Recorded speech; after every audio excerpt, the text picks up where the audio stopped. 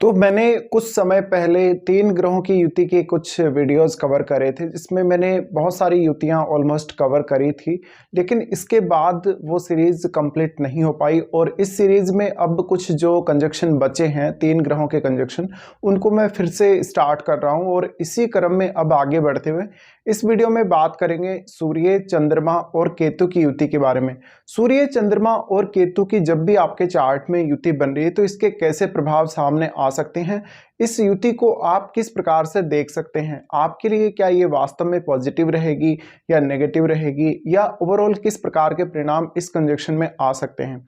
देखिए, सूर्य, चंद्रमा और केतु का युति है तो क्योंकि केतु साथ है और केतु ऐसा ग्रह है जो वास्तव में दूसरे किसी भी ग्रह को ग्रहण लगा सकता है, इवन सूर्य तक को भी।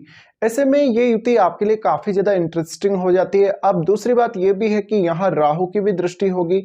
जहाँ भी जिस भी भाव में ये युति आपके चार्ट में बनेगी, उससे जस्ट 7वां भाव, ऑपोजिट जो भाव है, उसमें राहु स्थित होंगे। ऐसे में आपको यहाँ ये देखना जरूरी है, क्या चंद्रमा सूर्य और केतु के मध्य स्थित है, क्या पापकर्तृ योग में चंद्रमा स्थित है, तो चंद्रमा का जो प्रभाव है बहुत स्ट्रांगली यहाँ रहने वाला है।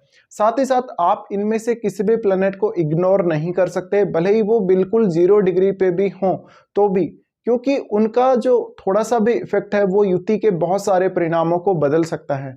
ऐसे में देखिए, जब भी सूर्य, चंद्रमा और केतु का युति बनता है तो ऐसा जातक अपने माता पिता से काफ़ी जल्दी सेपरेट हुआ हो सकता है, या उसको सेपरेशन जैसी थिंकिंग आती रहती है बार बार। साथ ही साथ माता पिता के साथ कम्युनिकेशन का डिफरेंस या ओपिनियन का डिफरेंस या थिंकिंग का डिफरेंस बहुत ज़्यादा देखने को मिल सकता है।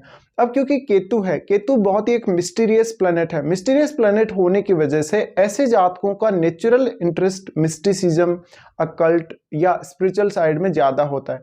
इसलिए इन जातकों के लिए पूजा पाठ करना, ध्यान साधना या किसी भी प्रकार की भक्ति, उनसे जो रिजल्ट इनको मिलते हैं काफ़ी फास्ट मिलते हैं और ये जातक बहुत जल्दी सक्सेसफुल हो सकते हैं। किसी भी प्रकार की अगर भक्ति करते हैं, कोई साधना वगैरह करते हैं या कोई भी जाप वगैरह करते हैं तो उनके रिजल्ट इन लोगों को बहुत जल्दी मिलते हैं।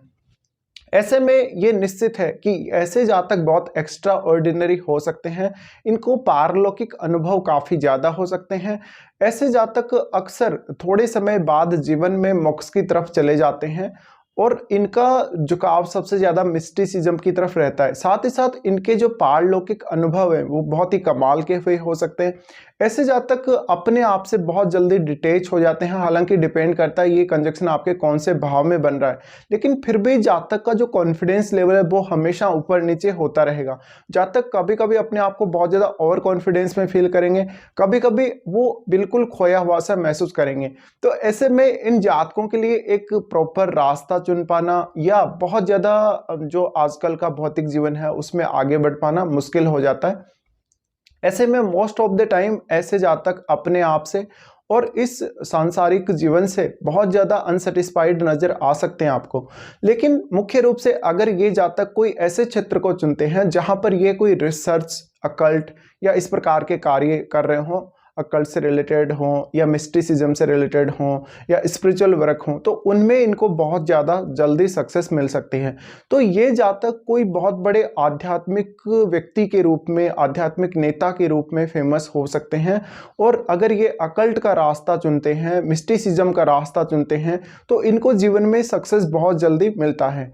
इसी प्रकार से इनका जो एजुकेशन लेवल है वो, इनको एजुकेशन लेवल इस प्रकार से स्थिति होती है कि हमेशा ये अपने आप से ही सीखेंगे। इनको किसी के द्वारा सिखाया गया हो या इनको कहीं ट्रेन किया गया हो तो उसके द्वारा ये नहीं सीखेंगे।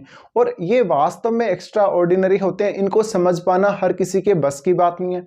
फिर चंद्रमा इन दोनों ग्रहों के साथ स्थित है तो बहुत बार मूड स्विंग की प्रॉब्लम है, बहुत बार इनको एक ऐसी प्रॉब्लम जैसे हम बोल सकते हैं, चंद्रमा अगर इन दोनों के साथ है तो जातक बहुत ही ज़्यादा डिप्रेशन में फील करेगा, बहुत ज़्यादा अवसाद में, चिंता में फील करेगा अपने आप को।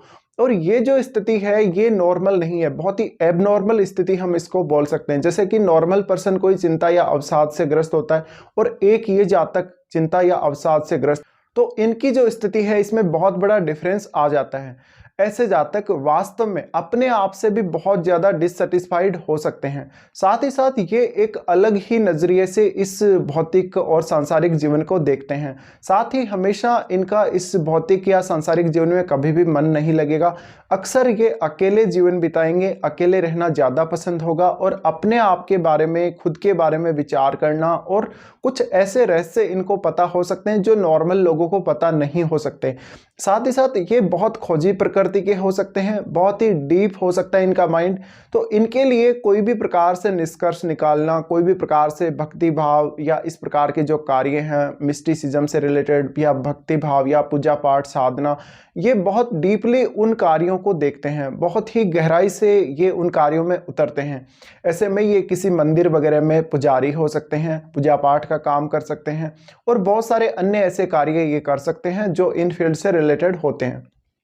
साथ ही डिपेंड करता है यहाँ पर, क्योंकि राहु का जो एस्पेक्ट है वो भी इन पर रहेगा। ऐसे में राहु भी बहुत स्ट्रांगली इस प्रवृत्ति को बढ़ाने का काम करेंगे। अब ये जो स्थिति है, ये आपका वर्तमान जो जीवन जो आप जी रहे हैं, इसके प्रति बहुत ज़्यादा ऐसी भावनाएं, नकारात्मक भावनाएं उत्पन्न करेगा आपके अंदर।